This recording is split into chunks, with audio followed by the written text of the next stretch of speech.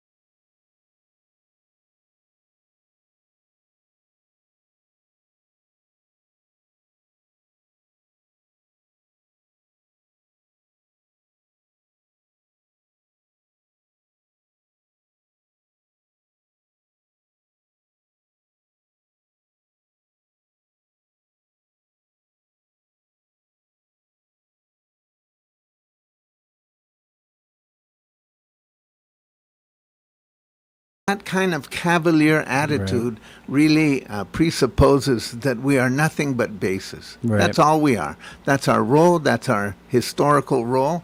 And that your concerns about housing, your concerns about social conditions, your concerns about economic development have to take a second seat to that concern. And so PCIS came about in order to empower island communities here in Guam and Micronesia by analyzing what does that mean? Right. What is real security, and what are we being asked to do? And are we being asked again and again and again to put ourselves on the line, and for what? Right. What really are we defending? So what is being defended? And of course, when the plans come out, yes, we're going to build a missile defense system that's going to cost billions of dollars, but we can't seem to find 10 cents for civil defense shelters. Right. We're going to bring in all these thousands of troops, but of course, we can't build enough housing for them. Right. So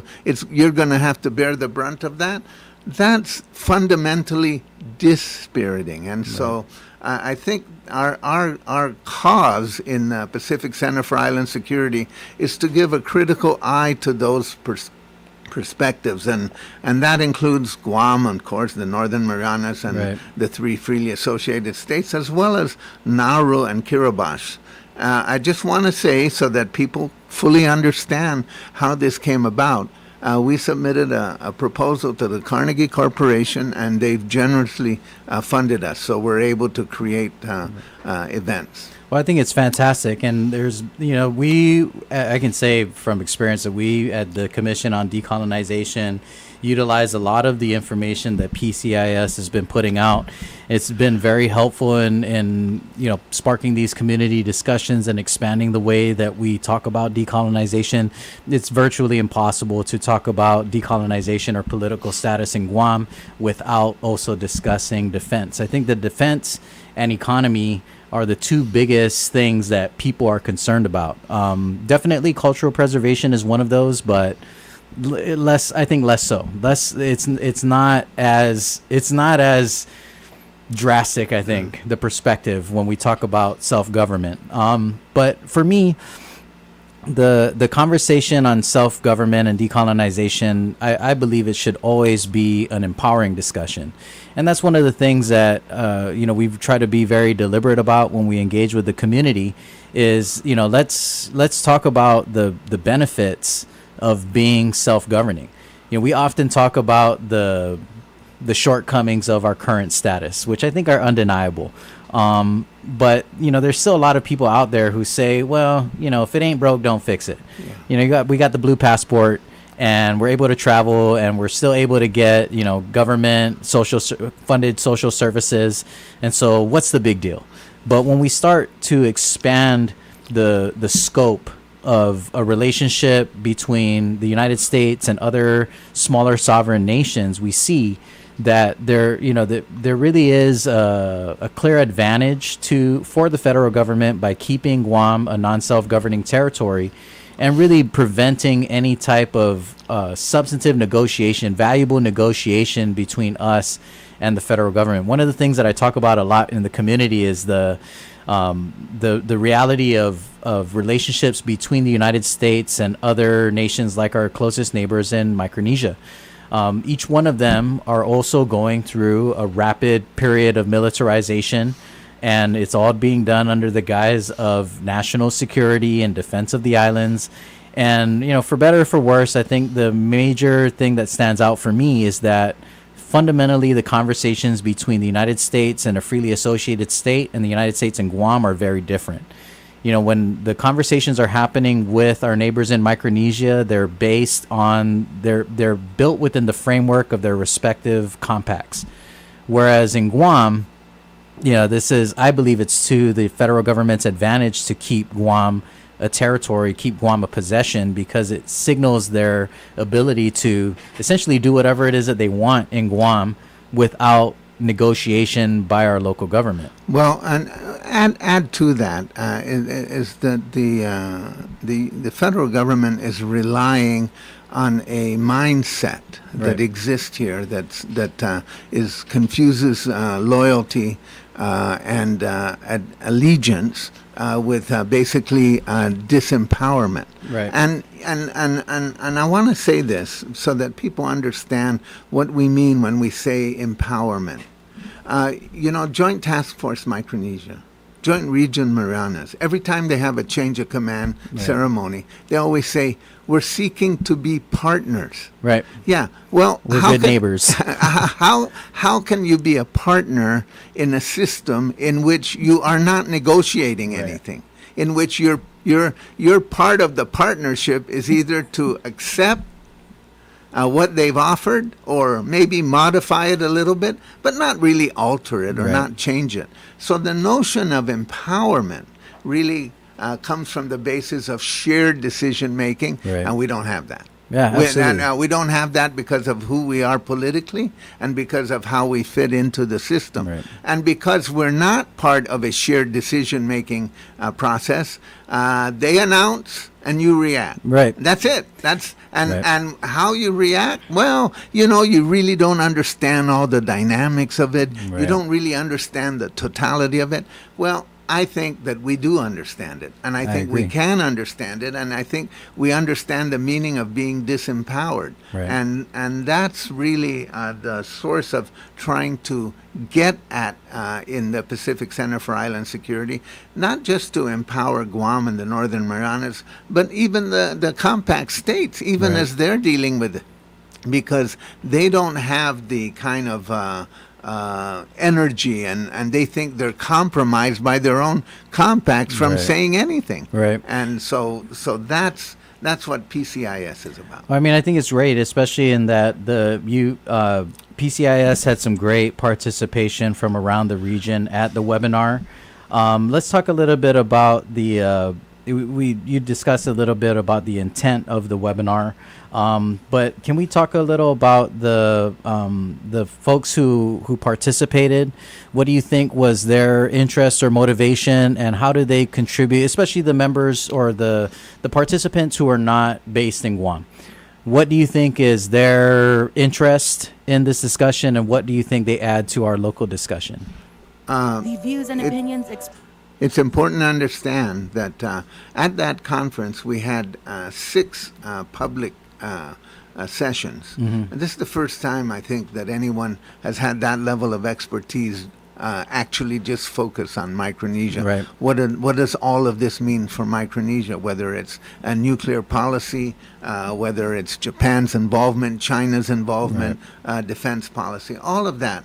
And that was very good. Now, we also convened a group called the Security of Micronesia Group, which consists of individuals from the Marshall Islands, the Northern Marianas, 2 from the FSM, 1 from Palau. And some high-level officials, I have to say. You had some really great names on that roster. Well, the point of that is that we're trying to get them to react Right. and also prepare their own thoughts about what is going on. So they're going to work for the next couple of months. They did some presentations, but they're going to work on a couple of months on how they see what all of these changes are that we're having to go through because of defense planning in Right. Honolulu and Washington, D.C., not Right. because of negotiations or discussions Right. in Hagatna or Colonia or Koror. Right.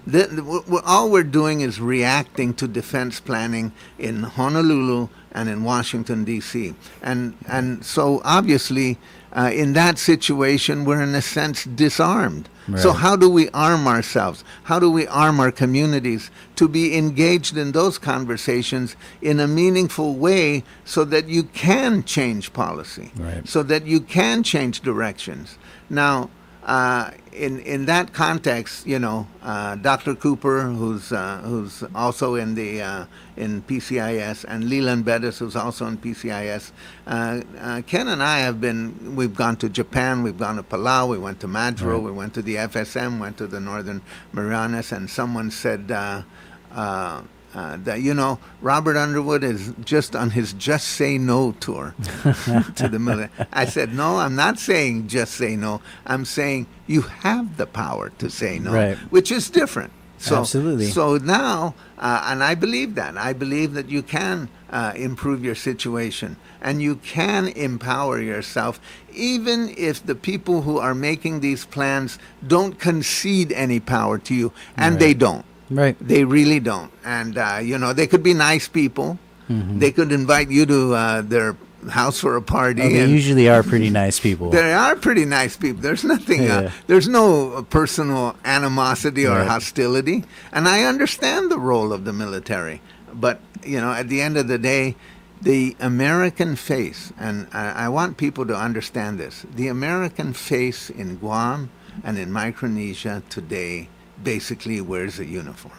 Right. What happened? What happened to the whole totality of the Right. American experience?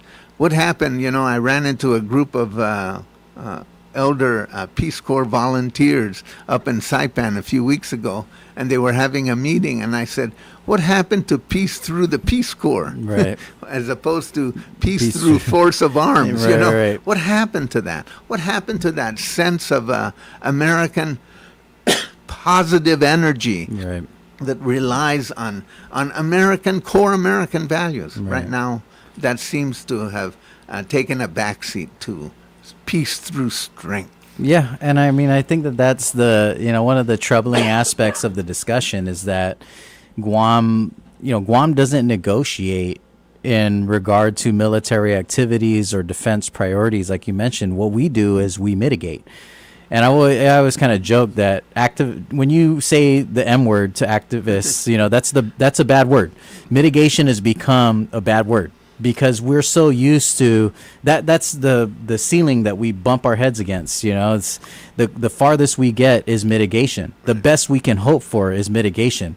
When the buildup was live, when it was first kind of being introduced to us, many of you, I'm sure, remember this, that we got hit with a 10,000-page draft environmental impact study, and we were given 90 days to read and respond to it.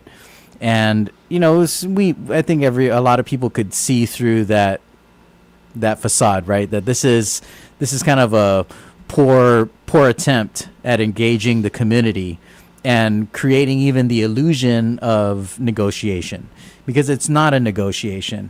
They say these are our plans, and you say, well, this is what I think about your plans, but you're not allowed to say no. Right? You're not allowed to say no action. We don't want you to do this. You have to say instead, well, we don't like this. Maybe instead you can do it this way. Or maybe if you're going to, desecrate this many acres of our ancestral, sites, then you can build us a $12 million repository. And so, when I think about the way that we traditionally behave amidst these proposed military actions, I think it's an incomplete perspective if you don't look at what we've done historically.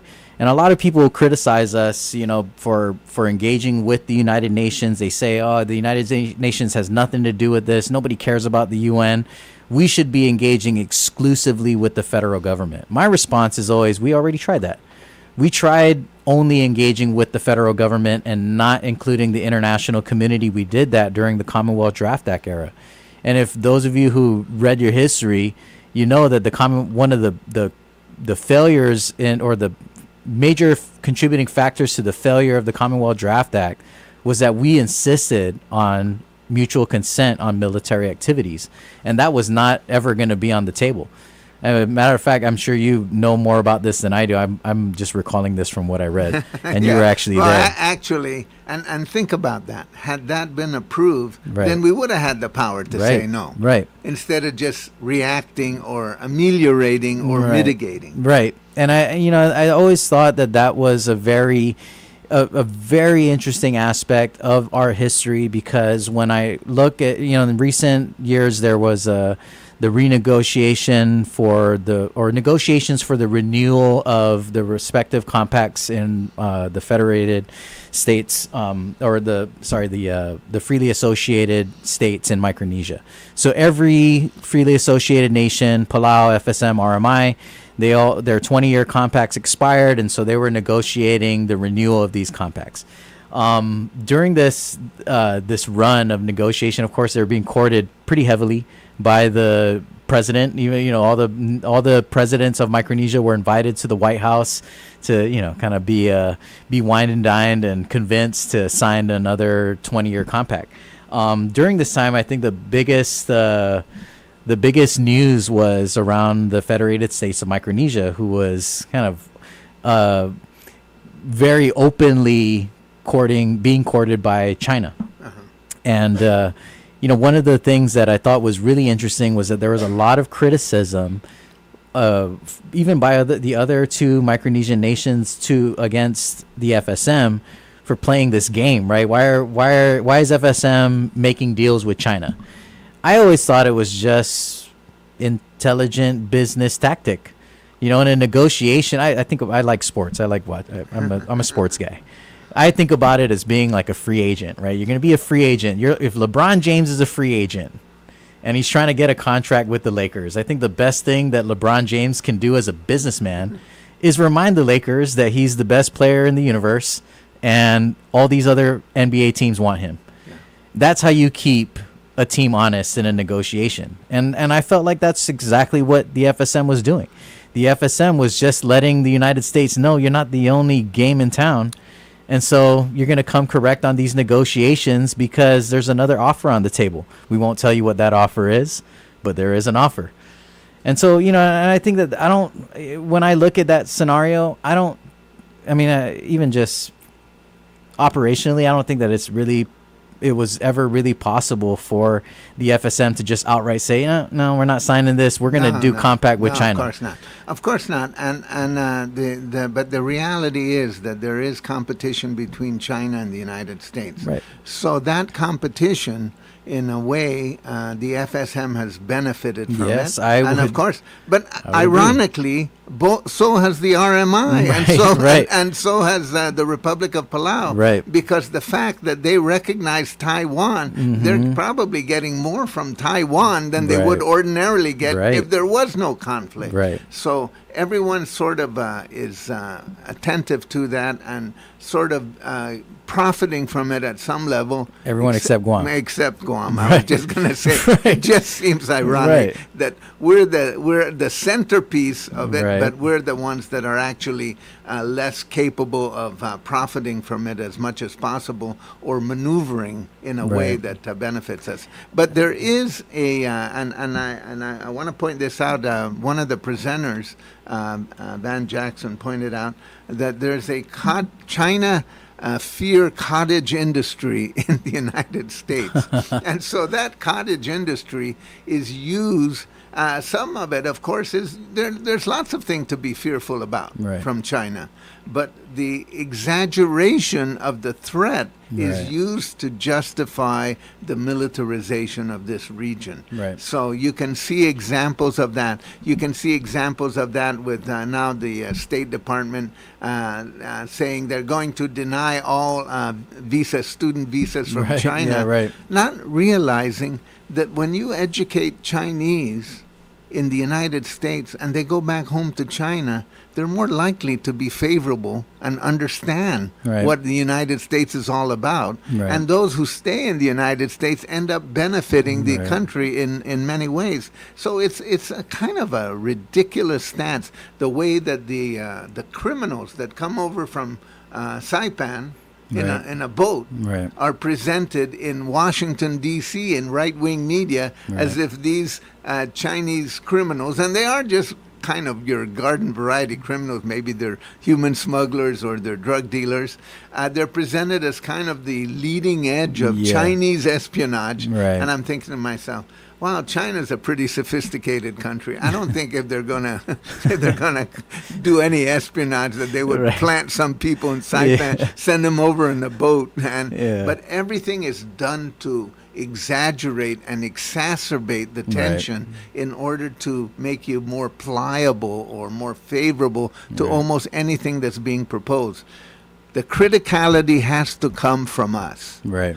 What do we want out of this? What are we being asked to sacrifice? Is it reasonable? And I would say along the lines, almost all of it is unreasonable. I would agree. And so What can we do? Well, we have to empower ourselves with the arguments. We can go out and protest, and I admire the activists for doing that. I come from a history of doing that myself, and so I admire that. But there has to be a little bit more. And so that's what I think PCIS is involved with. Not just saying no, but allowing people to say, let me think about this, and what can I do about it, and what are other parts of the world doing in relationship to this? Yeah, I find it helpful when I run into these. I like to call them political status extremists. Who, when we start talking decolonization, their immediate reaction is, let's leverage Guam's World War II trauma against this conversation. Let's remember how violent and how troubling and problematic the Japanese occupation was. Never again. We're not going to do that again. And I don't think that anybody who supports decolonization is willing to trade another occupation for a full measure of self-government. But that's not, that's not where we're at right now. And I always and that's not the choice. Right. See, it's not. See, they're creating a false choice. It's Right. It's like the one of those officials at one of these meetings where he said, well, do you want to speak Chinese? Yeah. I thought, well, that's not the point. Yeah, right. That's not going to happen. That's Right. not the reality here. It's not. China is not proposing to occupy anything here. Right. What they're proposing is to exert their authority and their influence. And the United States, in my estimation, by the fact that they're over-reliant on a military response, Right. it has a kind of a fortification mentality, Right. kind of Maginot Line mentality, Right. and they're basically conceding the field on economic development. Right. They're conceding the field on social development. They're conceding the field on construction projects, Right. and those are going to manifest themselves to a greater intensity. And so I'm not really in a position to recommend to the United Right. States what kind of policy they should pursue. But I think the sum total of it is that the United States is actually weaker in this part of the world than they were a year ago. I wouldn't disagree with that, and I think that the responsible perspective is what you're proposing is, we shouldn't worry about trying to influence the United States global regional policy or their security policy or stance. And I don't think that we ever will. But I do think that the landscape changes significantly if Guam is empowered to put our priorities first and to negotiate around our values and what is important to us as a community. And that's the thing that I've always felt was helpful when I run into these political status extremists, is that people will always kind of go to the fear mongering perspective, but it's really difficult to argue against the full measure of self-government. Who doesn't want a full measure of self-government? And that opens the door, I think, to a lot of different things. Maybe Guam decides that we want to be fully self-governing, and maybe that looks like full integration into the U.S. system of democracy as a state or whatever, would fulfill that mechanism. But in that scenario, it's still a much more empowered position than a territory. No, it's even more so if we are freely associated or if we are independent. And so, when I think about it in that way, like even the people who say, Guam will never cease to have a relationship with the United States military, and I don't necessarily think that that's entirely false. But even in a scenario like integration, where there's no way that Guam will become fully integrated and erase the military presence in Guam. That's just not realistic. But as a fully incorporated nation or as a member of the Union, it allows a significantly better negotiation on the terms of that presence in Guam, because now we have meaningful representation in Congress, in the Senate, and the White House. And I'll give you one example that we can draw from. A couple of months ago, the Secretary of the Navy pointed out that in developing the projects in the Indo-Pacific, we can fast track and ignore or avoid some of the unexploded ordnance regulations in all parts of our Indo-PACOM Right. projects, except for the state of Hawaii. Right. Now, when you listen to that and you think, wow, now you're just being dumped on. Now you're right, just being dumped on. And in fact, the part that I just find so frustrating for those people who think that we're actually making a contribution to the national defense, and we should be willing to do so without any thought about the consequences to ourselves, Right. is that in almost every military project, that defense project that's being proposed, the first things they ask for are exemptions from Buy American Right. and Build American, Right. which means that you're supposed to hire U.S. Right. people, and you're And supposed source to buy your materials from source the US. materials from the U.S., and yet out here, in order to save money for the defense of the Right. quote homeland, we're They're going to gonna- exempt ourselves from Right. hiring Americans and hire foreign labor, Yeah. and we're going to source Source our materials from Taiwan or China. Yeah, Yeah. And and so you wonder, is that the military is its own engine? Right. It's not really, and I'm glad that they're there. But on the other hand, people need to know that that's supposed to be subjected to civilian review. Right. That's supposed to be subjected to analysis. Right. They're not their own engine. They want to be our partners now because they have projects. Right. If they didn't have projects, what kind of partnership would we have? Right. I don't know. I've always been critical about that perspective that, the buildup is going to be great for our economy because it's going to create all of these new jobs. It's going to create all of these new opportunities. But when you really start digging into it, you realize that so much of the foreign labor force, the H2 labor force, is prioritizing on base, behind the fence projects. And now what we're seeing is this shortage in labor, foreign workforce labor for local projects. But the other part of it that really kind of stands out to me is that, if this assertion that, that all of these construction projects are an investment in Guam's economy and Guam's workforce, then why is there no effort and I think it is reasonable to have the military fund the training of our local workforce? But there's it's not even ever been a thought. There's never been an attempt to say, well, what is the capacity of the local workforce? What kind of training is necessary in order to build a viable group of people that can run all of these projects and execute, on both inside and outside the fence? If there was truly a genuine interest in developing Guam economically, then that would have been a guarantee. Yeah, well, that sounds like real partnership. It does, and I think, and right. of course, that kind of real partnership is the military projects don't want to concede that kind of authority Right. or inherit that kind of obligation. Right. So obviously they've studiously avoided that conversation. Yeah, I think it's whenever super come up. convenient for DOD that they get to kind of pick and choose what is important for them, what they have a stake in, and what they don't want to have anything to do with. Yeah. I mean, the Department of Defense has regularly said that, self-determination, yes, it's important, but that's not our area. We don't do that. We're not involved in that. That's up to you guys. But, it's just kind of convenient, I think, to deny that you also have an impact on it. The rapid militarization of the island, we're talking about 30 to 40,000 more people, living in Guam. How does that change the demographic on Guam?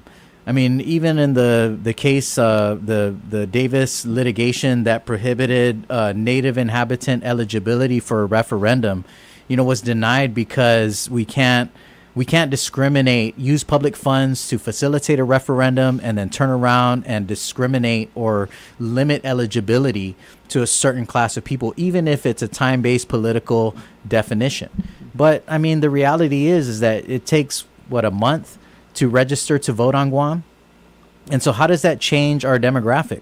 And how does that change the makeup of a voting populace on the island for a referendum? And it's not like it's unprecedented that, military personnel have flooded a referendum. They did that in Hawaii and did not get an accurate representation of what the Kanaka Maoli people wanted for their political status. So, I mean, it's this constant conundrum, I think, for Guam in regard to our political self-determination, but also in the way that we navigate this current environment as an unincorporated territory. Yeah, we're equal here in this environment, but then Right. over here we're not, not equal, right. and so it's more than a conundrum. It's like the cards are stacked against you. Right.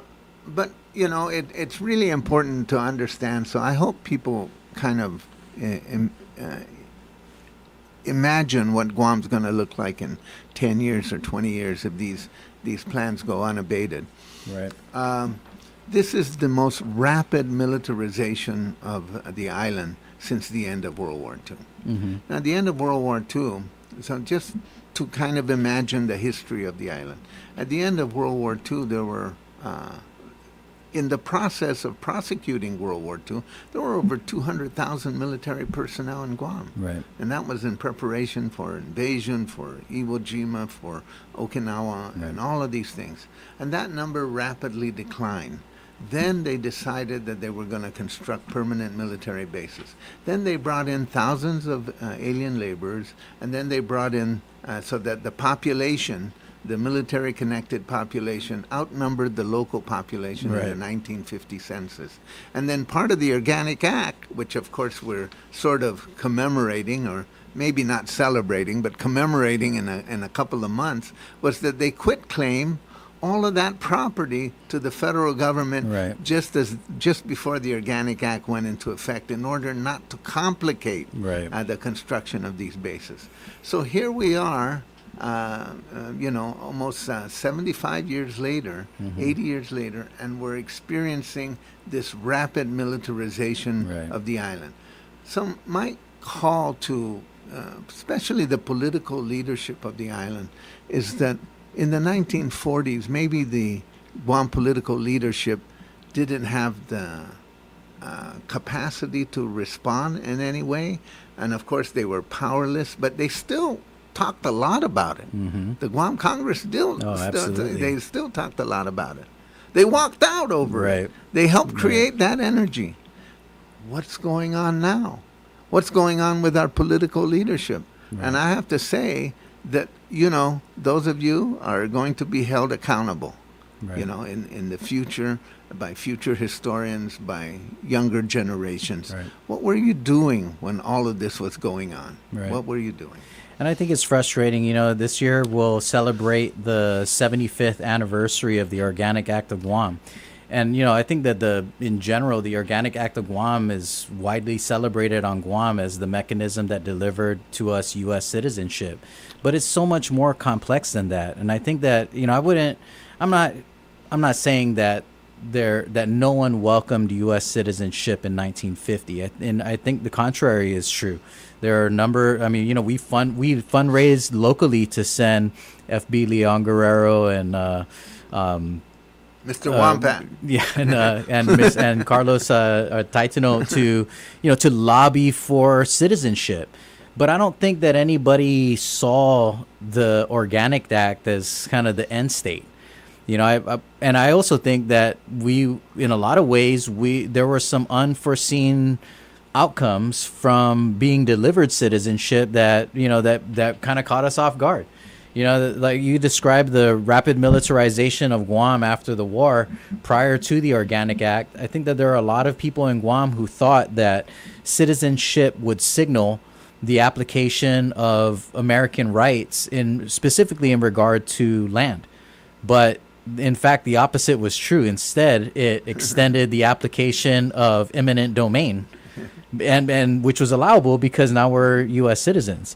And so it's obviously a very complex issue, but I agree with you that the awareness, the knowledge, capability, capacity of the people and the government has changed significantly. And I think that we also have the benefit of kind of seeing how these things have played out over the years. It's been a long time since 1950. That's right. And it's important to note that if anyone wants to, they had one public hearing on the Organic Act here Right. in Guam before the Organic Act went into the effect. Right. If you read through that, almost all of the testimony is connected to land problems. Right. Right. And people thought that they were solving those land problems Right. through the Organic Act Right. rather than making it harder and Right. more complex. Right, and it was more And it significantly became more. significant because they used it as an opportunity to quit claim. Right. And then you had to kind of challenge the authority as an individual citizen Right. rather than as a collective group. Right, right, And right. and the other thing is that the big surprise to a lot of young men there was they started to get drafted. Yeah, right. That was Right. something that was unexpected. Yes. And a lot of people got drafted, ended up going to Korea Yeah. as a result of the Organic Act. So all of those things have to kind of be understood in their historical framework. But more importantly, we should use that information to empower ourselves, to I feel agree. energized, because there were people who spoke out. There and, were. And of course, we continue to struggle with that. And of course, I'm always open to any possible ideas on how better we can address the federal government, or how we could even move the Trump administration to doing something positive. You know, I think that's always, I always talk about this, and it's, I think, very helpful, is that we need to make our starting point that our relationship with the Department of Defense and, Guam, our relationship between Guam and the U.S. military is one that's based on consultation and not consent. Consultation is really the only legal requirement. The only thing that they are legally bound to do is to inform us, this is what we're going to do. And, historically, our response has been to get stronger and more strategic on how we challenge that using Section 106, cultural preservation, environmental protection. We've learned how to use the NEPA, the National Environmental Protection Act, as a mechanism to empower ourselves.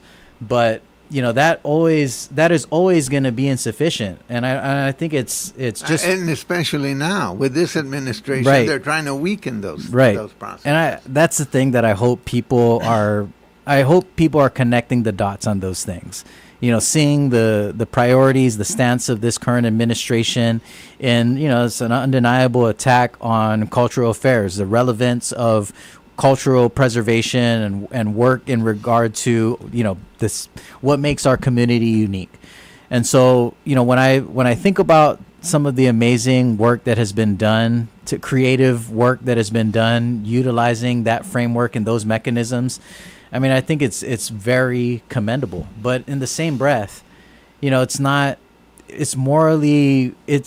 morally correct to say that we just have to figure it out through those mechanisms, when we clearly have a right to be on equal footing, to level the playing field and engage in dignified negotiation between us and the federal government. And that's the thing that I always argue, is that the way that we built our law around facilitating a referendum recognizes only 3 political status options, because there are only 3 that would qualify as a full measure of self-government. So either we're going to be fully integrated into the U.S. system, often referred to as statehood, we're going to be freely associated, or we're going to be independent. Anything outside of those 3 options does not qualify as a full measure of self-government, would not empower us to negotiate with dignity and as equals. And it's always frustrating to me when our own local community stands staunchly on these American values of liberty and justice and equality and fairness, but there's always an asterisk when it comes to Guam, except in the case of Guam. Yes, we agree, that we're out here fighting for freedom and democracy in all these theaters of war all over the world. Our men and our women make, the ultimate sacrifice on a regular, but, those same rights that Americans enjoy are not applied in full if you live on Guam. They can be applied to a Chamorro if you decide to give up your homeland and become a resident of California. Then in that scenario, you are a bona fide U.S. citizen. In that scenario, your rights are protected, well, at least to a degree. As an individual. Yeah. And so, I always think it's frustrating. One of the other things that always stands out for me is that, the United States, the figure has probably changed, but The last time I did this research, the United States spends upward of $10 billion a year to rent land in foreign countries where they can host their military bases. But in a territory, in a possession like Guam, there's nothing is paid to Guam for presence. Instead, it's kind of substituted with project investment. We'll beef up this road. We'll widen Marine Drive so that you can have smoother traffic. But the ulterior motive is that there has to be a more viable highway to transport weapons from Anderson to Navy. And I think that that's something that we see often. If our desires, our goals, our priorities for projects align with military priorities, those things will absolutely be funded. But when there's something that we want, that we know is just an impact to our infrastructure, our community, there's always this difference between outside the fence and inside the fence. And we're seeing a lot of this today. One of the unforeseen impacts of the buildup that I think a lot of people are feeling right now is the disparity in access to available housing and affordable housing. And this is one of those things that it doesn't take a whole lot of calculus to figure out. The military housing allowance is significantly higher than what most local families can afford and rent.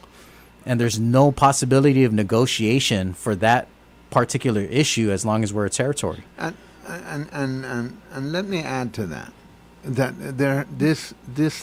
this topic has been researched about, and it was included in the Lincoln Labs report of the Massachusetts Institute of Technology, which has not yet been released, and that's over a year old. Right. And then in the recent GAO report. Now, in the recent GAO report on the military activities here in Guam, when it comes to housing, it says so right there in the report. Right. This information has been deemed confidential. They don't even want to talk Right. about it. Right. So whatever it is, it's not that being labeled confidential is different than being labeled secret. Right. It's just awkward. They didn't want to talk about it. Right. So here you have a system in place and a series of activities in place that clearly is dispossessing people of the capacity to have affordable housing in Guam. Right. And the primary source of that is military activities, Right. and we can't do anything about it. And when we ask about it, we're not told what they're saying about Right. it, even though we know that they are talking about it. Right. I mean, it's definitely frustrating. Doesn't even begin to capture the sentiment here. Well, but frustration, frustration leads to anger. right, Yeah. So, and anger is frustration. You have concern, you have frustration, you have anger, and then you have action. right, And so we're at the point where action needs to occur. But even in that process, we need information that is empowering, Right. not just information that's born out of anger, not just information that's born out of frustration, but information that really helps us understand our actual situation. And so going back to the point of the existence of PCIS, that's what they're about. And I invite people to go to the website, and I want people to understand the balanced nature of this. People ask us, where do we get our information? As if we had some kind of Right. secret insight. And I say, well, actually, it's called Google. Most of it is available, but we present it out. We also present articles and columns and thought pieces from around the region on Pacific Waves every day. Right. And that's highly consulted now. We understand not just by people in the region, but by think tanks around the world. Right. Because we're trying to frame their conversation, and they're thinking about us on our terms, Right. not just on larger terms, but just to think of it from an island point of view. Well, I appreciate it, Dr. Underwood. Dr. Underwood is going to be here with us for the duration of the show, but we are at the top of the hour. We're going to take a quick commercial break. Again, if you're interested in more information from the Pacific Center for Island Security, you can visit their website. It's pacificcenterforislandsecurity.com. All one word, pacificcenterforislandsecurity.com. And you can get access to a lot of the research that they've put out. Is the webinar, I heard the webinar was recorded. Is it hosted on the website?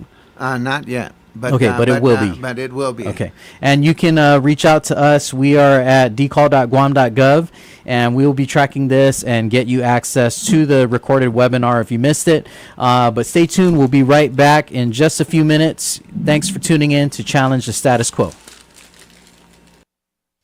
FM, Daddy No. The talk of Guam is Wave 105 FM. This is CBS News on the Hour, sponsored by O'Reilly Auto Parts. I'm Matt Piper. Ukrainian President Volodymyr Zelensky calls it the longest-range operation ever. Ukraine conducted a massive drone attack deep into Russia, targeting its military air bases. As the BBC's Paul Adams reports, it involved the smuggling of drones. Swarms of drones picked up on social media videos from Siberia to the Arctic Circle. In one, filmed at a petrol station north of Irkutsk, drones can clearly be seen taking off from a parked truck. With smoke rising from bases across Russia, Ukrainian sources said they had done $2 billion worth of damage. Ahead of Ukraine peace talks tomorrow, Russian and U.S. diplomatic chiefs have spoken by phone today. Larry Korb is a former Assistant Secretary of Defense. There's no doubt that Russia will try and respond, because not only does it hurt them militarily, but psychologically, as people say, well, maybe Russia isn't, inevitable that they're going to win. Turning to the Middle East, chaos ensues where people were waiting for aid in Gaza. Claims that Israeli forces fired on the crowd, killing dozens. Israel denies it. Effie Defrin is a spokesman for the Israeli Defense Forces, which put out this response on video. I urge you not to believe every rumor spread by Hamas. We will investigate each and one of those incidents and each and one of those allegations. In North Carolina, one person is dead and 12 others injured after a shooting at a house party in the city of Hickory. No arrests have been made. The math doesn't really add up. That's the word from Republican Senator Rand Paul, who says that about President Trump's so-called big, beautiful bill and its cost. Paul also says he's spoken to his constituents who say they are against the president's tariffs. I talked to the bourbon industry, which is opposed to the tariffs. I talked to the cargo companies, UPS, DHL, all of their pilots are opposed to it. I talked to the hardwood floor people. I talked to the people selling houses, building houses. I have no organized business interest in Kentucky for the tariffs. The Senate is set to start its work on the bill soon after it was approved by the House. On CBS's Face the Nation, Treasury Secretary Scott Bessent is expecting compromise with the House for its passage. We are going to bring the deficit down slowly. We didn't get here in 1 year, and this has been a long process. So the goal is to bring it down over the next 4 years, leave the country in great shape in 2020. Lilo and Stitch comes out on top once again. He's so cute and fluffy. He is your responsibility. The live-action Disney movie added $63 million in ticket sales this weekend, bringing in $280 million since it first came out. Second place, Mission Impossible. This is CBS News. Think O'Reilly Auto Parts for all your car care needs. Get the parts and service you need fast from the professional parts people at O'Reilly Auto Parts. Hey, it's Mike Rohn. If I have a choice, I like to do business with companies that actually stand for something. That's why I switched from Verizon to Pure Talk. No offense to Verizon, I'm sure they stand for something. I just don't know what it is. Pure Talk, on the other hand, is a veteran-owned company that supports our military in a big way, and I appreciate that. Yeah, I also appreciate unlimited talk and text and plenty of data for half the cost of the big guys, and I do like being on America's most dependable 5G network for just $20 a month, but what I really appreciate is no contract, no cancellation fees, and Pure Talk's commitment to handle all their customer service in this country. I saw it for myself. I went to Georgia, I got a tour of their headquarters, I met their CEO, and I talked to the same customer service folks that you'll talk to when you dial pound 250 and say keyword micro.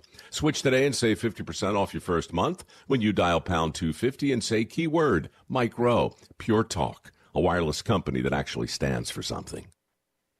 Another reason not to drink caffeine before bed. Most people know you shouldn't have any caffeine close to bedtime because it can make it hard to fall asleep. But if you can't help yourself and you do have that cup of fully caffeinated coffee, your brain will still be dealing with it if you manage to get to sleep. According to a study out of the University of Montreal, the caffeine kick causes a heightened state of alertness long after you shut your eyes. Researchers suggest that state of overdrive could interfere with the brain's overnight recovery processes, potentially taking a toll on your cognitive health. Stacey Lynn, CBS News. Buffalo Bills quarterback Josh Allen and actor Haley Steinfeld have tied the knot.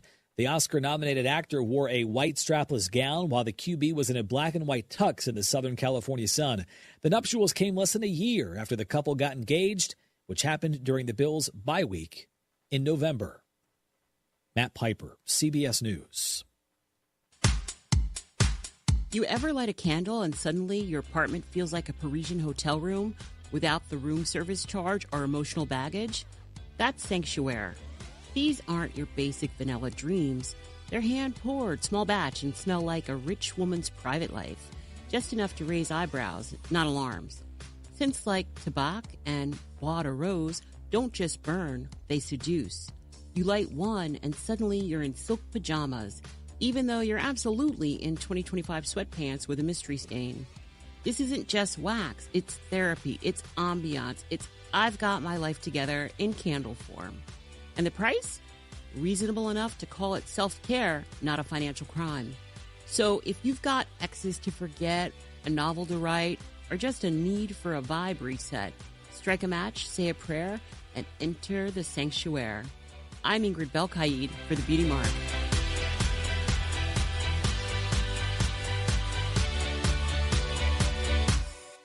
As society becomes more dependent on digital technology, the stakes are higher than ever. Cyber attacks can disrupt critical systems and cause billions in economic losses.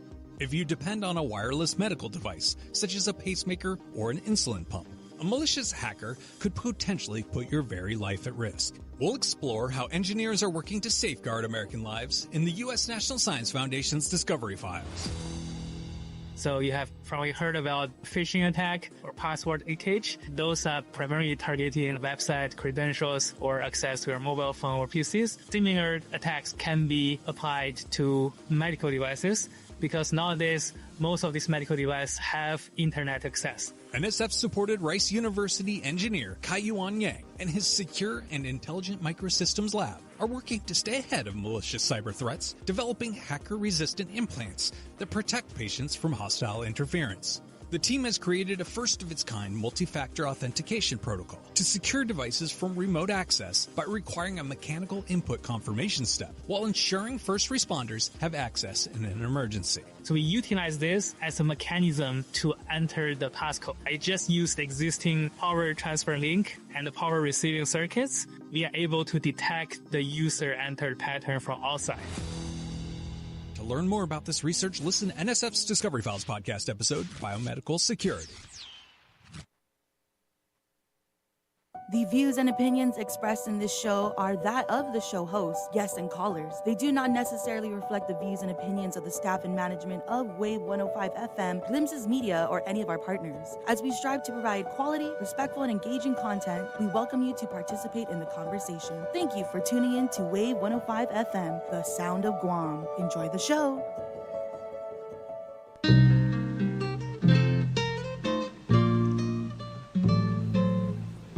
All right, Hafaday, we are back. Thanks for hanging in there during the commercial break. You're tuned in to Wave 105.1 FM, and this is Challenge the Status Quo. My name is Melvin Wonpat Borja. The show is brought to you by the Commission on Decolonization and our friends over at Glimpses Media.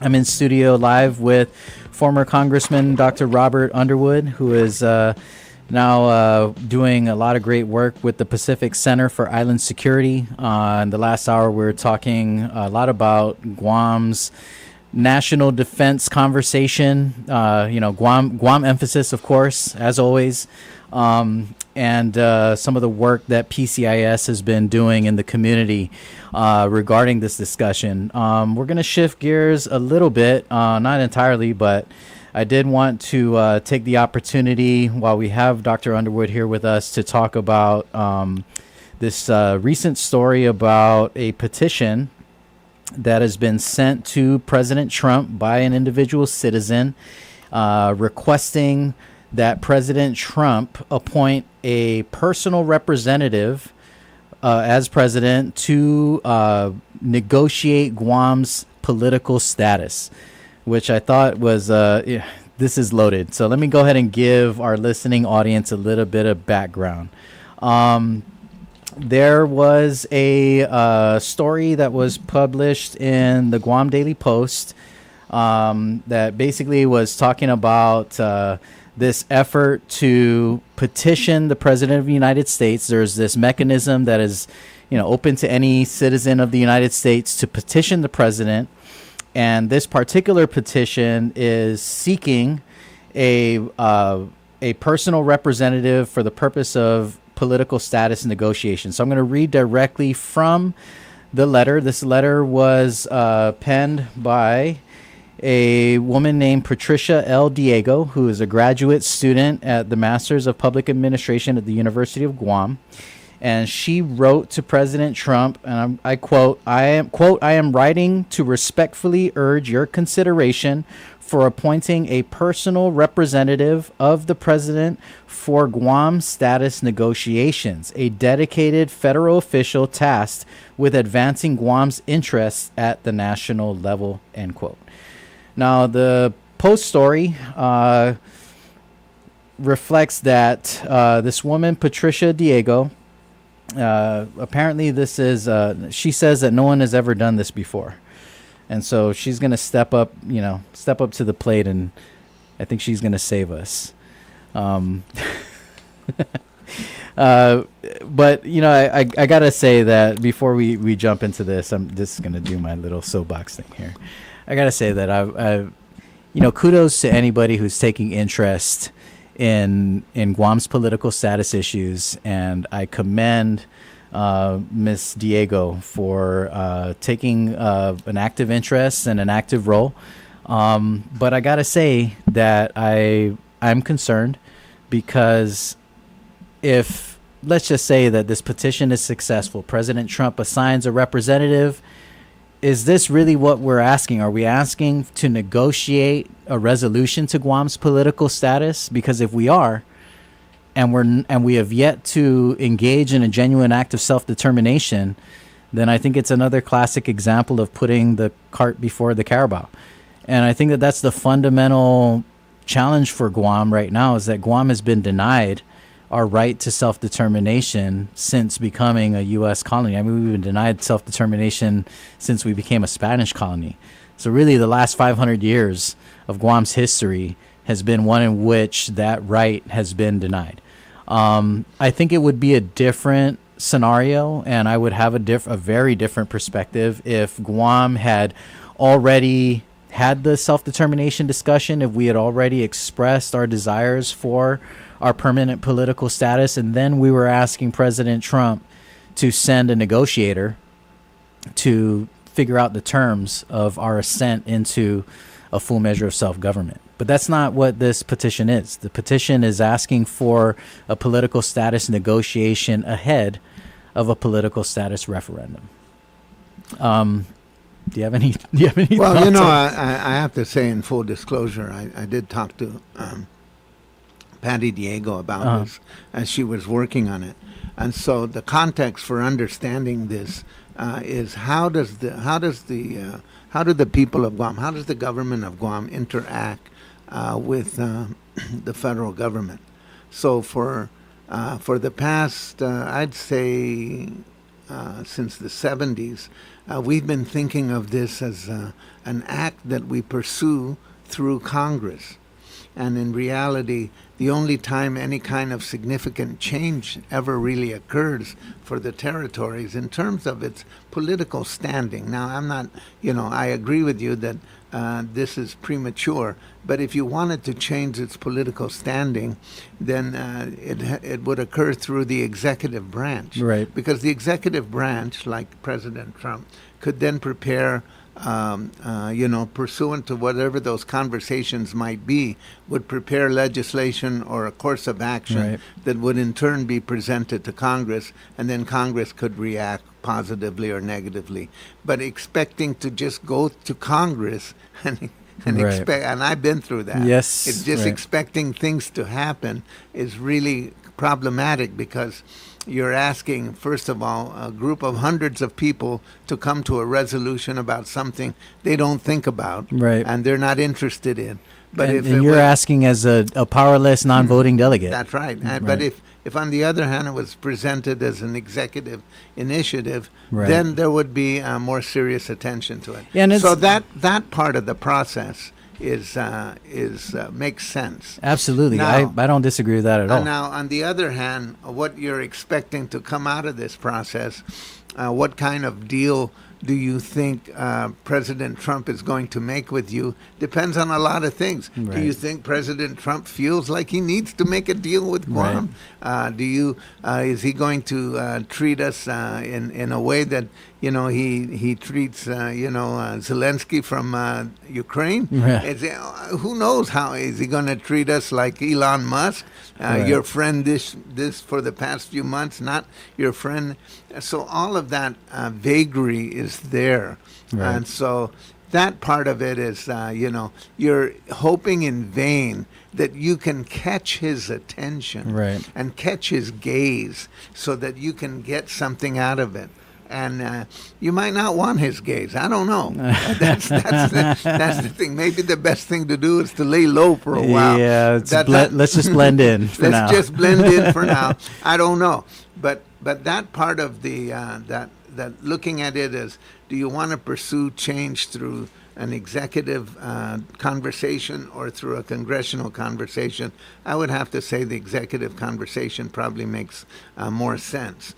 But on the other hand, this particular executive, Right. what is it that you really realistically expect? So I commend her for the effort, but I have a feeling that it's not going to go very far. And then it points up the other kind of thing that the elected leadership likes to talk about, which is we're going to leverage something. So if you're going to leverage the interests of the military in Guam, how do you leverage something? You got to be able to say no. You have to be, and I don't think anyone is willing to say no. I would So agree if with you're that. if you're not willing to say no to a plan, then you have no leverage. You're just you're just appealing. You're Right. just appealing. You're hoping that they'll give you a new construction project, or they'll give you these many jobs, or whatever it is you think you're getting, and you're making connections. Right. Like you're making connections. The Department of Defense proposes something, and you're trying to make connections. How does that connect to healthcare? How does Right. that connect to housing? How does that connect to? Department of Defense doesn't think that way. They don't. Right. They're not interested in those topics because they think those topics complicate what they're trying to achieve. Right. So expecting them to be your partners is really even probably of less value than appealing directly to President Trump. I don't disagree with that, especially in our current situation. I think it's fair to say that our delegate in Washington has not prioritized Guam's decolonization or our rise to self-government. Our delegate has yet to signal that he's even educated on our political status challenges. And so even when it is a priority for a delegate like yourself, I think your record of service has been clear, and you've tackled this issue directly, and even as a seated member in Congress without a vote on the floor that you can leverage like most Congress representatives do. It only goes so far without significant support and allies within the body. And so I agree with you. I think that elevating this to the executive branch is helpful, and there is value in that. But I also even in that context, I just want to say that even in when I was in the House of Representatives as a delegate, I even went to the UN in that capacity Right. as well, Right. and I testified strongly on behalf of the people of Guam and on Chamorro self-determination. And my very good friend was the U.S. Bill Richardson was actually the ambassador ambassador for the United States. And I talked to him about this problem, and he said, we'll try to fix it, Robert. We'll try to fix the U.S. contribution to language about Guam in the UN. And of course, he ended up coming back and saying, man, it's too strong going the other way. Yeah, and we get this criticism quite often. The Commission on Decolonization engages with the United Nations 3 times every year, once for the UN Pacific Regional Seminar, which is kind of like a fact-finding mission. Usually the invitation goes to the head of state of every non-self-governing territory that's on the list. So our invitation goes to our governor, and then the governor will designate a representative. Usually that's me. And then after we go to the regional seminar, we make our statement, and that language is used to inform and draft the resolution for the year that is then heard by the C24 in New York, usually sometime in the summer. And the reason why the UN Regional Seminar is important is because if Guam doesn't show up at the UN Regional Seminar and speak for ourselves, then what the committee will do is just take the report that's provided by the U.S., and that's all that's said in the resolution. And, obviously we have significant differences in perspective between us and the U.S. government. U.S. government often asserts that Guam is self-governing. Look, they got an Organic Act, they got a representative in Congress, they have an organized local government. Guam is self-governing and it shouldn't be on the list. But, according to the standards of self-government by the United Nations, we don't yet meet that criteria as an unincorporated territory.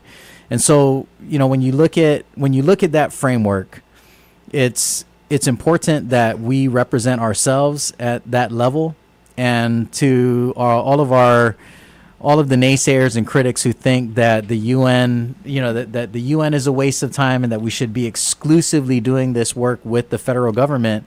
My argument is that we've already tried that. We tried that during the Organic Act, or during the Commonwealth Draft Act era. The government of Guam was almost exclusively engaging with the federal government.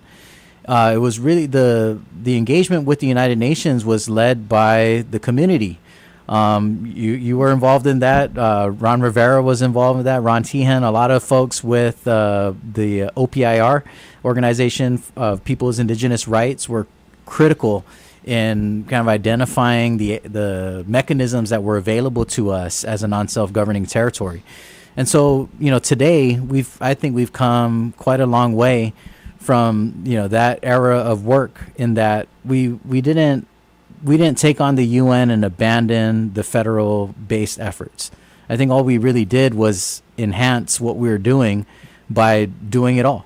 We engage with both the federal government, Congress, and the United Nations. Yeah, I think that's the prudent thing to do, because it's not a question of whether the UN is going to force the United States to do anything. I agree. But it is an important. People are talking about you. Right. You want to be wherever they're talking about you. Yes. Why would you concede that? Right. And of course, in the absence of that, it's the U.S. voice that gets magnified. Right. So it's that federal voice.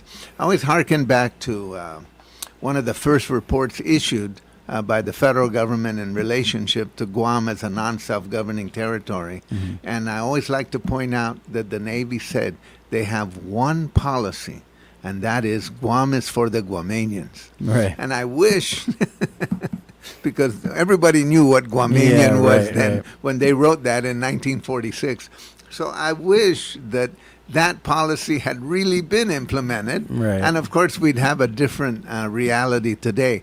So that is really the point, is that if you're not talking for yourself, Right. then someone is going to be talking for you. Right. And of course, OPR sent me and Chris Howard to be the first time that we ever testified in that capacity as a petitioner. And that was seen as, by many people at the time, as disloyal and confusing. They didn't really understand it. They didn't really understand the term indigenous. They didn't understand all those things.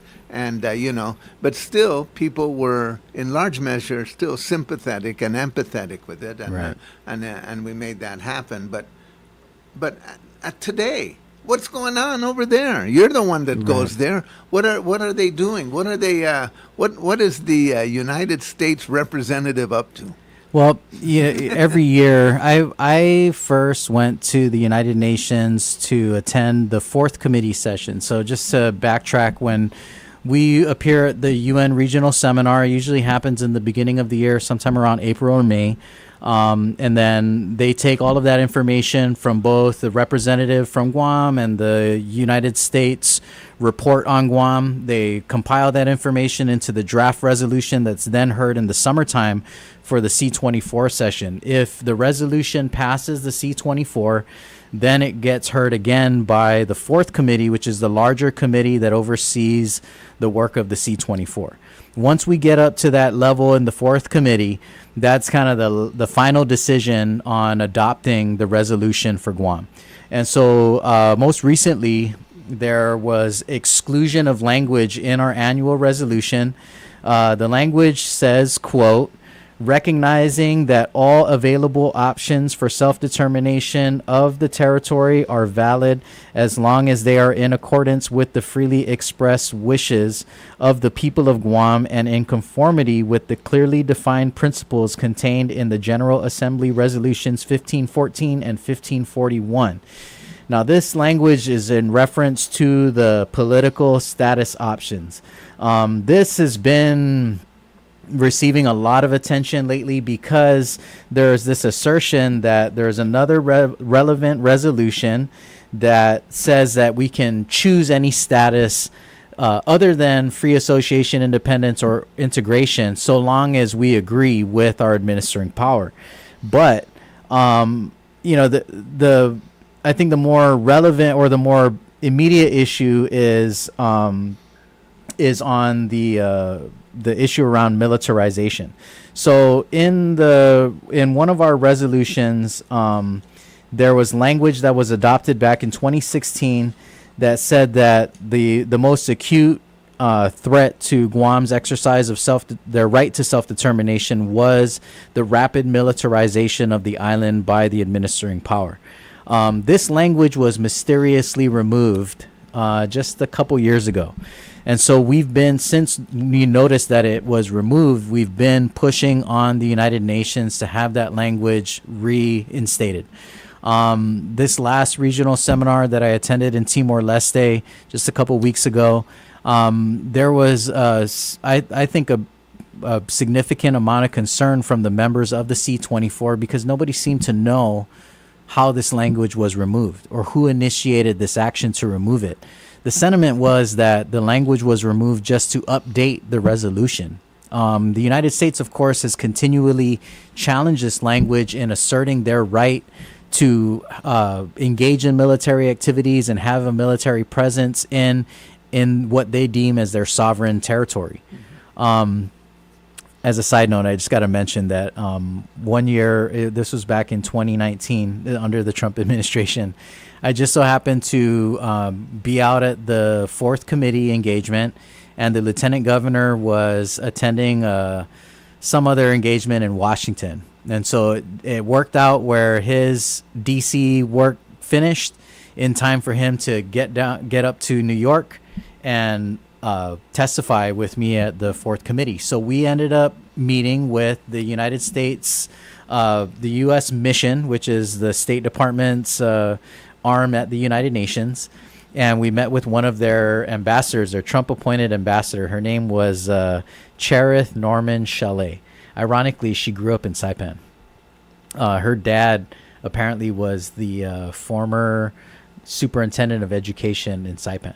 And so she said to the lieutenant governor, Lieutenant Governor, we don't have any issues with the governor of Guam coming to the United Nations and, speaking on behalf of Guam. What we do take issue with is when the governor of Guam challenges the United States sovereignty over Guam.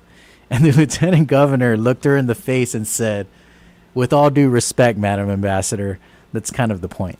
That's why we come here, is because, we are owed this right to self-determination. We should have a full measure of self-government. And, that ultimately leads back to the question of who is sovereign in Guam. And what level of sovereignty does the government of Guam, the people of Guam, what do they have in, defense of their rights and their values? And so it's always a kind of precarious engagement with the United Nations, because we have a right to appear before this particular committee that is concerned with decolonization and self-determination. Even the U.S. kind of has to reluctantly acknowledge that we have this right, and they can't prevent us from appearing and testifying. But they regularly challenge the UN and assert that this is a domestic issue that they should be able to handle internally. The interesting thing about that sentiment is the difference in approach and perspective between administrations. So the Trump administration back in 2019 was really staunch about this. We don't think that Guam should show up. We don't think that the UN should have any role in this. We'll handle this on our own. Even in terms of our engagement with the U.S., our natural instinct is to engage with the U.S. UN, the State Department. But the U.S. UN under Trump would tell us, you guys got the wrong office. You need to take this up with Interior. And then, of course, Interior says, no, we're not going to support any of your requests at the UN. We want to handle this internally. The difference under Biden was that Biden's administration saw that as problematic because it complicated their work with the UN in regard to China's nuclear policy. In principle, China would say the same thing to the UN, but in regard to their nuclear policy, our nuclear policy is our business. You guys should stay out of it. We have a right to have nuclear weapons, as a sovereign nation, and we're gonna stand on that. And so the U.S. didn't like that. They didn't like the UN not kind of butting its face into China's nuclear business, but it was hypocritical for them to assert that should happen when they were doing the same thing in regard to Guam's political status. I think it's really important for, because sometimes I think people wonder, what is the point of all this? Right. What is the point of constantly appearing in front of the United Nations? Yes. When real authority resides somewhere else? Right. The point is that, first of all, the concept of self-determination has to be understood that historically that's an American concept. Right. That's the irony. Right. That was first proposed by Woodrow Wilson at the end of World War I. Right. So the whole notion of self-determination was proposed and was part of the League of Nations. Right. Of course, they juggled it up and they created, it could apply to people who aren't white and maybe not fully, and they had all those things. But the initial proposal of the concept of self-determination came out of the United States of America. Right. And then, of course, at the end of World War II, again it came out because what are you going to do? And so they made a distinction between trust territories and the non-self-governing territories. The trust territories are all those territories who belonged to the losers of World War II, and the winners kept them in non-self-governing. But that concept is very much an American concept. It is. And when you use it, when you use it, then people start taking umbrage. And I'm sure the woman from Saipan said what she did with a smile. Yeah, absolutely. I'm sure she said what she did. Oh, she was very nice. But the point is that it's not just an intellectual exercise or an academic exercise. The United States is on the wrong side of history now. Right. The decolonization movement sparked the independence of over 2/3 of the Right. existing membership of Right. the General Assembly. Right. People have to understand that 2/3 of the members of the General Assembly came out of the decolonization Right. movement. And Right. that's why the United States is constantly on the defensive Right. when it comes to international issues. And so, what good would it do for the people of Guam to concede that? Right. It would do no good. Right. So, like anything else, if you're going to try to apply leverage or you're going to try to gather the friends that you can, you use whatever forum is available to you. And I know that that can be problematic and difficult and hard for people to understand, but we're only trying to implement an American concept right here in Guam. Yeah, I always think it's ironic that, you know, we happily celebrate America's independence every 4th of July. But, you know, we are so reluctant to apply those same principles of self-government and self-determination to our own people. You know, next year I got reluctantly pulled into this America 250 committee. So if you haven't heard about this, next year and next summer will be America's 250th anniversary I've of heard. the Declaration of Independence. And Congress created these committees all across the nation, including the territories, in which they've awarded, you know, all of these committees $10,000 to fund their local initiatives, their local celebrations of America's rise to independence. And I remember when I first got pulled into this committee, I came in guns drawn, and I was so upset. Like, this is wrong. I can't believe that we're being asked to do this. And there's still this, you know, this obligation that has yet to be fulfilled by the United States government. I think it's hypocritical for the United States federal government to say, hey, why don't all of you celebrate America's independence while we deny your right to self-determination? And so I'm really hopeful that, you know, that's going to be the way that we have the discussion locally. I hope that it's a critical dialogue. I hope that we are identifying these, you know, these contradictions in the way that we celebrate America's independence, but ignore Guam's right to self-government. But, you know, nonetheless, it's not just Guam that is facing these kind of moral and value-driven dilemmas. You know, the CNMI is also being asked to celebrate America 250. So too is American Samoa. So is Puerto Rico. So is the U.S. Virgin Islands. All of us have been denied our right to self-determination. So maybe there ought to be some coordination on that. That's what I've been asking. I've been asking to get like a territories meeting going on. Can we have our own America 250 for territories meeting, and let's all, you know, kind of take a stand on our right to self-determination. It's a really interesting thing at the United Nations in particular. Puerto Rico was delisted, I think, in 1951, somewhere around there. And of course, the premise of removing them off the list was that, you know, they were being extended an offer for Commonwealth.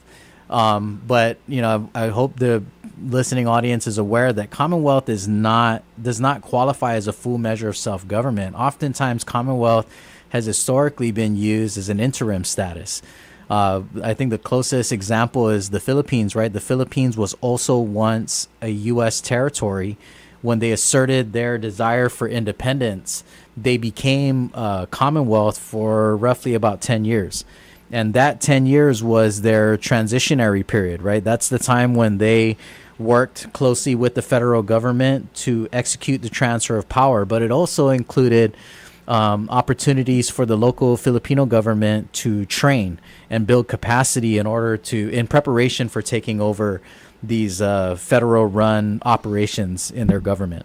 And so, you know, and this is also, I think, one of those misnomers in our community is I think that people ought to understand the context of the Puerto Rican experience. Right. Because when Puerto Rico ratified their constitution, right, that's when they were taken off the list right, of non-self-governing territories. In 1979, when Guam was ready to have that referendum Right. on the Constitution, Yeah. the United States invited for the first and only time The UN a visiting UN mission. delegation, Right, and a right. UN delegation came here because they were anticipating that had that Constitution passed, Right. they would then Re- ask remove Guam to be Guam. removed. Right. And so that I have to say, so that people who are listening and maybe thinking about historical circumstances Right. of things, when that UN delegation came to Guam, it was the first time that I really understood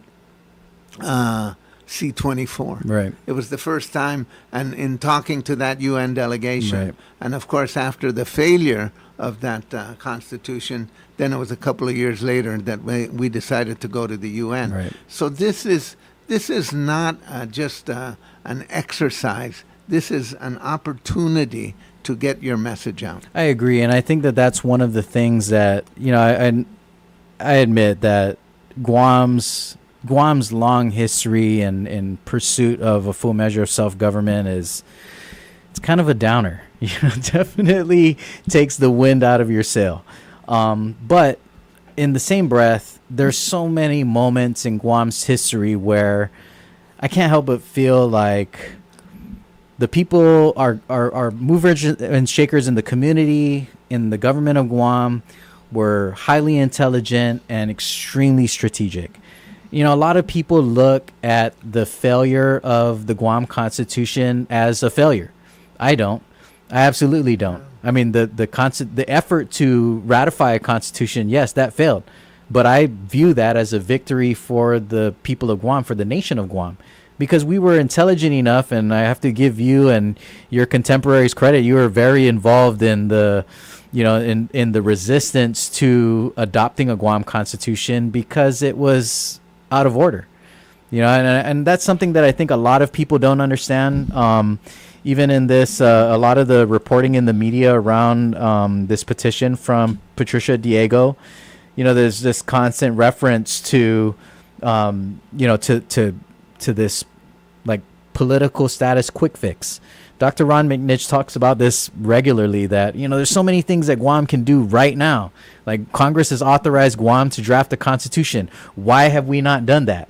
You know, we should have done that a long time ago. We should do that right now. That could give us immediate answers. But Guam has spoken, the people of Guam has spoken that adopting a constitution cannot be used as a substitute for political self-determination. And even more so, what kind of constitution are we drafting here? There's a difference between a state constitution if we were to become integrated into the United States. There's a difference between that and a compact of free association. And there's a difference between those two and a constitution for an independent nation. And so what kind of constitution are we writing here? And so, you know, the people of Guam, I think, were very intelligent and strategic in saying that we want to prioritize political status resolution and our preference for, you know, our permanent political status, and then write a constitution. I think that was very strategic on our part. Well, I think the people of Guam should be congratulated for ignoring Ron McNinch's advice for decades now. I think I would agree with that. So I think congratulations, Guam. Congratulations, Guam, because I can't imagine Guam run or managed by Ron McNinch. I mean, out of respect for him, he's a teacher. I'm sure he has good relationships with his students.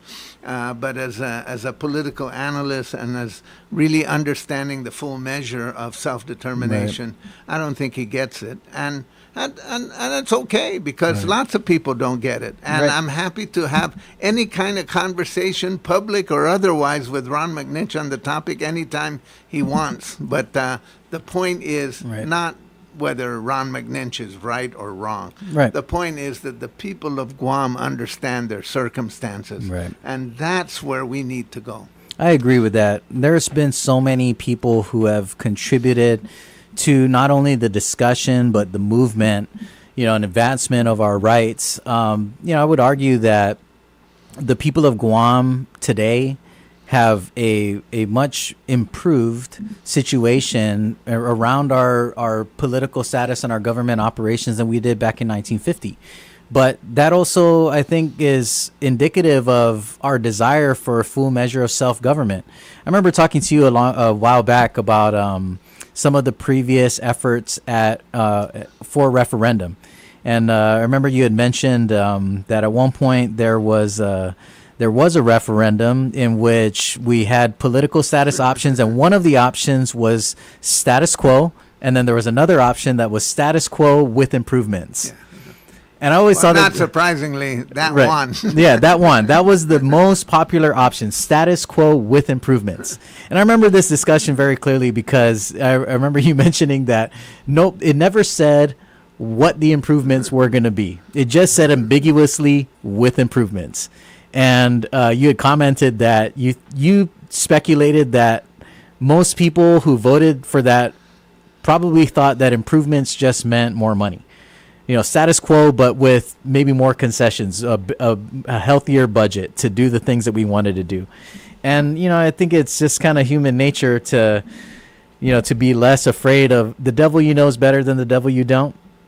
And so, I think that a lot of people at that time were very aware of what it meant to be an unincorporated territory and very unaware of what it meant to be anything else. I also think that there was this kind of defeatist mentality that Guam could never be fully integrated into the United States. And so this is kind of the best we can get. I think that a lot of us have seen that, the world has evolved, and these conversations also have evolved. And so it's a lot more available in application for Guam. What would the freely associated nation of Guam look like? What would the independent nation of Guam look like? What would the integration of Guam into the U.S. system look like? I think that now the information is so much more accessible, and there have been there's so much more work in the academic field to to really unpack this thing and understand what the implications of these political status options would or could be. And it's, even the social fabric of our community, the social realities of our community have changed. You mentioned earlier this kind of wild idea that, would you rather be speaking Chinese? I remember I wanted to just share, when I was a young person, and we would, be critical of the United States and our relationship with the United States, some of our elders used to say things like, well, if it wasn't for the Americans, you guys would be speaking Japanese. Mm-hmm. And I remember when in the 90s as a kid, that meant something. That meant a lot. And a lot of it was because, we were raised by our elders who had lived through the war. My mom is too young. My mom was born after the war, but my grandparents, lived through the war. And I'm old enough to have a relationship with my grandparents, like many others in my generation. And so, the trauma of that World War II Japanese occupation experience was readily available. It was extremely relevant. But when I started teaching at Southern High School, this was maybe just like 10 years ago or so, I remember saying this in my classroom, talking about, this response by our elders. If it wasn't for the Americans, you'd be speaking Japanese. And I'll never forget, one of my students says to me, wait a minute, sir. So you're saying that I would have a way better cell phone right now? And it just kind of hit me that, this is the generation of Tomorus who, are learning about the war experience from books or from, second, third, fourth hand accounts. Their elders who survived the war had since passed. And that's the experience of a lot of our young people today. When you go out to the Menengan Memorial or any of the World War II memorials during the, liberation festivities, you'll probably notice that the number of war survivors has significantly decreased. And even more so, those who still attend and participate, those are the nennies of the war. Those are, people who were just babies while the war was happening. And so and what that means for our young people is that they no longer have that, that first-hand account of the trauma of the occupation. Of course, the war, the experience of World War II is very dramatic and open to constant interpretation Right. and reinterpretation. I would have to argue that that experience was changed after the war, that the experience meant one thing during the war, but its reinterpretation was used in a different way Right. during the course of subsequent history. You mentioned the 250th anniversary. Let's go back to the 200th anniversary of that 1776. Go to 1976 here in Guam. When I was driving around the island, there was the only memorial to World War II that was in Chamorro was the one in Maleso in front of the church. Right. And that was representing Faja and Tinta, the massacres there. Right. That memorial was repainted in red, white, and blue for 1776. Right. And to me, that was a perversion of that memorial. Because those people didn't die for American independence. Right. They didn't. Did they die for America? Or did they die as a result of Japanese cruelty? Right. Is their deaths then led to that mini revolution by a handful of men? Right. Most of them were teenagers. Right. That was the lesson. Right. So, what was the lesson in that? Why did it reach the point that these men in Maleso decided to take it into their own hands? Right. Not because of course, even that was reinterpreted. Right. Not because they felt that they needed to do this for the United States of America. Right. They needed to do this for self-preservation of their own people. Right. Why is that not the lesson that we're learning? Right. Even that experience. So if you're going to do the 250th anniversary, and I think back to how that 200th anniversary in that monument in front of the church there in San Dimas in Maleso, how it was used to celebrate American independence instead of honoring the Chamorro experience in Maleso. Right. That's the perversion of history. That's the twisting of history for some other purpose. And so even in that experience about World War II, and the Japanese occupation has taken so many twists and turns. Of course, my own parents, unlike you, I'm older, I'm like your mom. My own parents lived through the Japanese occupation, and they explained it in a very different way than maybe those who were only teenagers at the time, or even just children at the time. And so I sort of thought that I understood it in its own real milieu, because it was shorn of political reinterpretations. Right. It was their own experience. They were able to survive. People learned how to farm again. They learned how to be self-sufficient. They did all these things. They fed themselves in ways that they thought they had forgotten. Right. Yet, why isn't that that the lesson that came out of the occupation? So all of those things have to be understood. But the strength of the Chamorro people through all of that has never really been wavered. Right. What has wavered is the honoring of the strength of the Chamorro people. Right. What has wavered is the reinterpretation of that strength on behalf of someone else's agenda instead of the Chamorro agenda. What is the Chamorro agenda that comes out of World War II? What should it be? What is the Chamorro agenda that come out of the fight for the Organic Act? Right. What was the motivation? What actually animated people?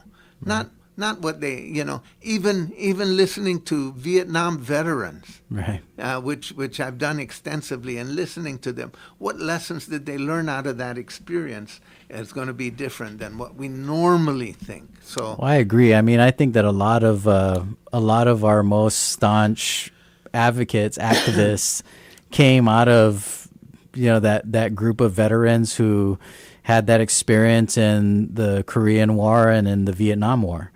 I think that a lot of Chamorros were, either drafted or participated in that war to kind of prove their, Americanness, their patriotism. and to what end and for what? I think a lot of them came back and realized that there's still this glaring inequity despite their sacrifices. And a lot of the more well-known activists in Guam, and there are not a whole lot of them, but a lot of them are veterans. Yeah. And I think it's just ironic that a lot of activists get pegged as being anti-military, and I don't never think that that's the case. I think it's really more about being pro-Chamorro than anti-anything. We are coming up on the top of the hour, and I'm not going to give this part of the discussion justice by any stretch, but I gotta bring it up. Not too long ago, there was a story that ran in local media about this think tank organization called the Heritage Foundation, and they were asserting that there should be this unilateral move to unify Guam and the CNMI and make them into one Mariana state. You were interviewed, and some of the coverage, the governor was interviewed as well. I got to say, before we get into it, that I personally found that the coverage of this story was done quite irresponsibly. I felt like it was pretty lazy. A lot of the reporting really focused more on the comments, the side comments, than on the substantive part of the discussion. I've spoken to you about this issue as well as the governor offline. Both of you have been very consistent about asserting the right of the Chamorro people, both in CNMI and Guam, to self-determination. And that, any move to make, it's not about the legitimacy of a statehood status, but more so about the continued denial of the right to self-determination. And so I got to just say for the record that there have been people that I've spoken to that have this idea that, Guam is on board with this idea, that Guam is just pushing for unilateral statehood for the Marianas. And, my conversation with you and with the governor, that's not at all the sentiment. And everybody I've talked to about this personally has, really stood on the idea that Guam and the CNMI are both owed the right to self-determine, and that the reunification conversation is one that we will have amongst ourselves, and everybody else can quite frankly butt out. Well, reunification is a problematic issue. It is. And I want to say that that conversation about statehood surfaced in our general conversations with think tanks, not necessarily the Heritage, but we talked to several other think tanks. I reported that because I wanted people to understand that the first time that they thought of Guam and the CNMI as a state is again in reference to military strength. Yeah, right. It had nothing to do with, wow, we're finally recognizing these people with as the equal rights of Americans. the people. Let's bring them. That wasn't that wasn't the motivation. Right. And I thought I made it clear, but apparently I have to make it clear again. I'm not on board with that concept. And I always tell people that this is reunification is more problematic than a two-state solution in Palestine and Israel. So, but people need to understand that, again, this concept was raised by some people in various think tanks as a way to strengthen the U.S. defense posture, a kind of an arc here. It had nothing to do with final recognition of the value of or the Chamorro people, either of Guam or the CNMI. It was totally utilitarian, and it was totally connected to the military. And I think that's it's unfortunate that that's often the way that these conversations are dictated. But nonetheless, I have to say that I maybe I'm just being overly optimistic, but I appreciated that media coverage nonetheless, in the sense that it did spark a lot of interest in the community. Sure. A lot more people wanted to talk about political status when that story ran. Same thing when Senator Parkinson put out his resolution about just kind of, let's just go after statehood. Let's push the federal government to statehood. I think that it's still valuable having people want to talk about Guam's political status is great. That was one of, I think, the positive byproducts of the Parkinson resolution, was that we started to get a ton of attention from international media. You know, people from New Zealand and Australia and the Asia Pacific region were calling and asking, what is the government's stance on, you know, this resolution for statehood? And, you know, it's tough to have to kind of backtrack and sound like a broken record in 10, 15 different interviews, but it's, you know, nonetheless, I think important to raise the global awareness around Guam's situation and to get more people paying attention to, you know, the denial of our right to self-determination. So for better or for worse, I'm excited to have this discussion, and I'm grateful to have folks like you that are always willing to be accessible and continue to engage our community. We're up at the 12 o'clock hour. I just want to thank you, Congressman Underwood, for being here with us today. You're still my favorite congressman, and I would vote for you again in a heartbeat. I'm hoping that Congressman Moylan's staff is listening, and that they're going to give me a call and ask me what we can do to advance our work on decolonization. Use me for that. Yes, I would love it. If you're out there and you're tied to Congressman Moylan's office, have him call me. I have a ton of ideas, lots and lots of ideas, and I can imagine a whole lot of different ways that we can engage, not just at Congress, but also these petitions to the executive branch. There are so many things that we can do as a government, as a people, to advance our right to self-determination. But thank you again, Dr. Underwood, for being here with us, and thanks for the conversation. We will catch all of you next time, Monday morning, 10 a.m. to noon. This has been Challenge the Status Quo. My name is Melvin, and we are signing off. Hope to see you again next week. Adios. KGUM FM, Daddy